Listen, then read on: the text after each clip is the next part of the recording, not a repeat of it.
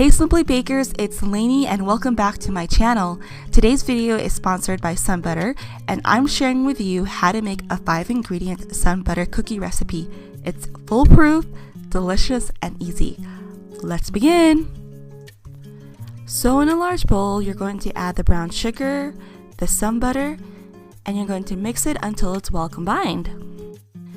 So for those of you who don't know what SunButter is, it's actually made out of sunflower seeds, so it's completely peanut free. It has 7 grams of protein per serving, and it's vegan and vegetarian. Actually, there's so much more benefits. I'll list them in the description box.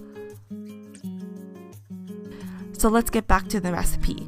Once you're finished mixing, go ahead and add the milk, and using a fork, mix it until it's well combined.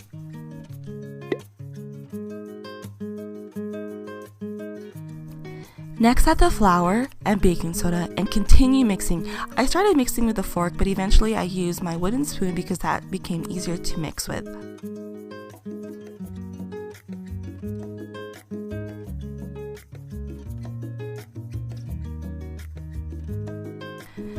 So once you're done mixing, grab your handy dandy cookie scooper and scoop the cookie dough onto a baking sheet lined with parchment paper, foil, or a baking mat. So I flattened my cookies. You don't have to do this, but I want to give the signature look of a nut butter cookie, and I used my fork into the crisscrosses, just like so. And once you're done, you're going to pop this in the oven at 350 degrees Fahrenheit for about 9 to 11 minutes.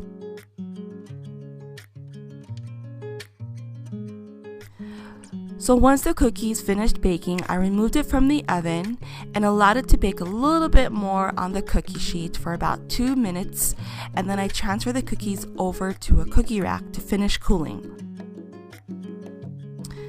So these cookies were so delicious, you guys.